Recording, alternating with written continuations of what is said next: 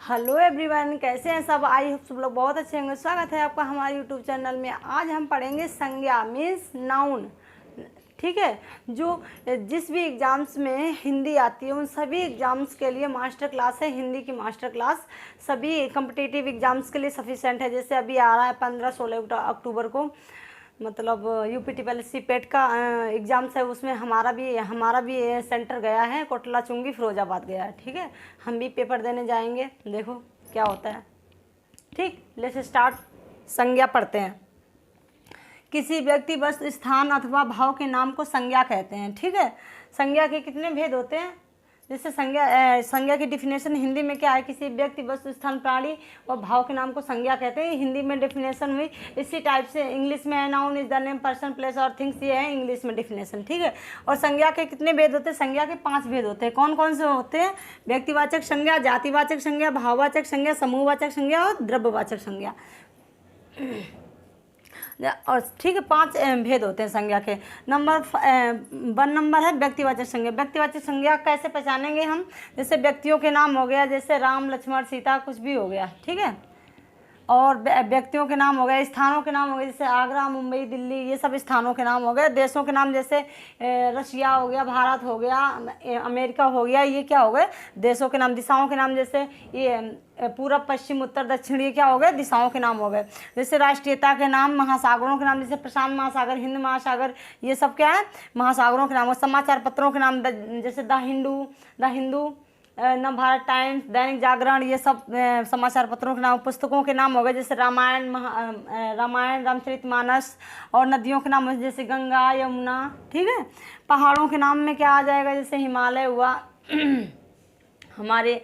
इसके बाद ये अरावली की पहाड़ियाँ हुई, इन हिमालयों के नाम में आ जाएगी। इन महीनों के नाम जैसे जनवरी, फरवरी, ये महीनों के नाम में आ जाएगी। इसके बाद सड़क हो गए जैसे राजपथ, रोड, ये सब इस टाइप से जो सड़कों के नाम नहीं होते उनको सड़कों के नाम आ जाएंगे। और इसके दार्शनिक स्थल के नाम आ जाएंगे।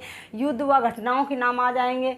जहाँ भी ये आपको ये पहचान फाइंड मतलब पूरी होती है तो आप समझ जाना कि व्यक्तिवाचक संज्ञा में काउंट की जाएगी। ठीक है, नंबर 2 पे आ जाएंगे जातिवाचक संज्ञा। जातिवाचक संज्ञा को कैसे पहचानेंगे। जैसे पशु पक्षियों के नाम, वस्तुओं के नाम, संबंध, भाई बहन, कार, कुम्हार, लुहार, सुनार, अफसर, प्राकृतिक आपदा, भूकंप, आंधी, तूफान, बाढ़ आदि। जैसे कि पशु पक्षियों के नाम, जैसे किसी भी पशु पक्षी का नाम, जैसे हम बोलते हैं कोयल।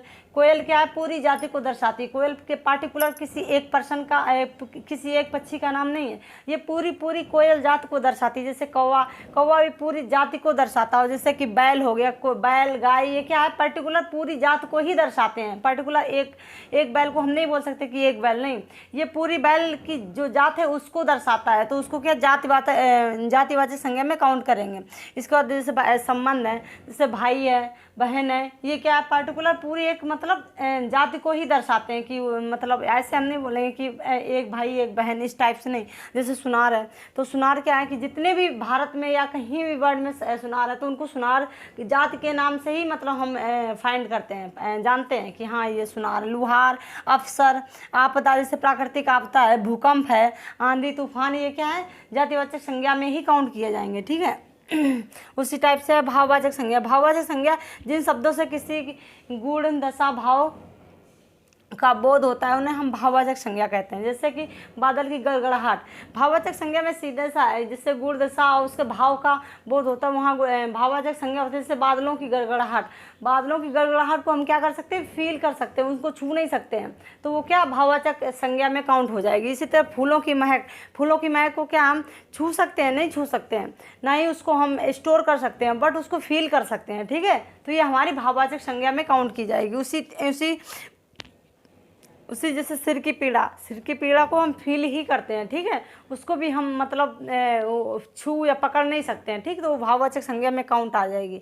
और समूहवाचक संज्ञा, जिन शब्दों से व्यक्ति, वस्तु, समूह का बोध होता है उसे हम समूहवाचक संज्ञा से, जिससे मतलब किसी समूह का बोध होता हो उसे हम जिन शब्दों से व्यक्ति, वस्तु, समूह का बोध होता है उसे हम समूहवाचक संज्ञा कहते हैं। जैसे जनता, झुंड और सभा, भीड़, दल, गुच्छा, ये मतलब क्या है, समूह को रिप्रेजेंट करते हैं। ठीक है, तो इसको हम क्या बोलते हैं, समूहवाचक संज्ञा बोलते हैं। जैसे उदाहरण के लिए क्या है कि व्यक्तियों का समूह और वस्तुओं का समूह। तो व्यक्तियों के समूह में कौन सा आएगा, सेना आएगी। जैसे सेना क्या है, एक नहीं होता है, मतलब बहुत सारी जितनी भी सेना है सब एक मतलब एक में ही काउंट की जाएगी। ठीक, अनकाउंटेबल है, काउंट नहीं की जा सकती।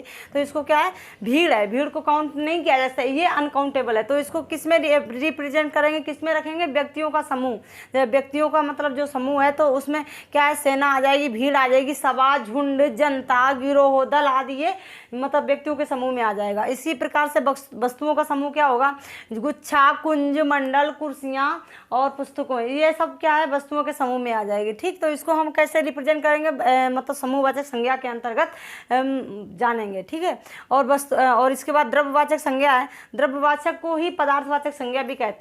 इसको क्या करते हैं हम, मतलब ना माप मतलब इसको माप तौल सकते हैं, बट क्या है, काउंट नहीं कर सकते। जिस शब्द से माप तौल वाली वस्तुओं का बोध होता है उसे हम द्रव्यवाचक या पदार्थवाचक संज्ञा कहते हैं।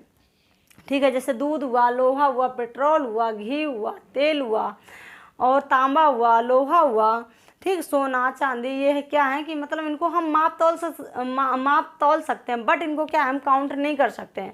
तो ये किसके अंतर्गत आएंगे, ये द्रव्यवाचक या पदार्थवाचक संज्ञा के अंतर्गत आएंगी। इन्हें गिना नहीं जा सकता, केवल मापा और तौला ही जा सकता है। ठीक है, जैसे कि आपने दूध लिया तो आप क्या है कि माप के लेंगे, जैसे 1 लीटर लिया, 2 लीटर लिया, 5 लीटर लिया, कुछ भी, तो इसको क्या हम माप तौल सकते हैं, बट इसको काउंट नहीं कर सकते हैं। उसी टाइप से घी लिया तो घी को क्या हम तौल के ही लेते हैं, और मतलब तो उसको क्या हम काउंट नहीं कर सकते। तो ये, और इसी प्रकार से पेट्रोल है, उसको भी हम मतलब मेजरमेंट करके ही लेते हैं, माप के ही लेते हैं, वो ऐसे तो नहीं ले लेते। तो उसको भी हम किस में रखेंगे, मतलब द्रव्यवाचक संज्ञा में ही रखेंगे। ठीक है, सोना, चांदी क्या अनकाउंटेबल हैं, जो चीज़ें अनकाउंटेबल हैं और उनको केवल मापा और तौल के ही लिया जा सकता है। जैसे कुछ भी है, आटा है, गेहूँ है, कुछ भी है, मतलब एवरीथिंग, कुछ भी, तो उसको हम द्रव्यवाचक या पदार्थवाचक संज्ञा के ही अंतर्गत काउंट करेंगे। ठीक है, सो गाइज, आपको आई होप सो आपको हमारी क्लास अच्छी लगी हो। क्या है कि मेरा गला अभी भी पूरी तरह से ठीक नहीं है, बहुत ही मतलब प्रॉब्लम है, फिर भी मैं कोशिश करती हूँ कि मतलब तेज़ बोलने की, बट हो नहीं पा रहा है। ठीक है, सो आपको अगर हमारी क्लास अच्छी लगी हो तो प्लीज़ लाइक शेयर सब्सक्राइब जरूर करिए जाओगे गाइज। Thank you.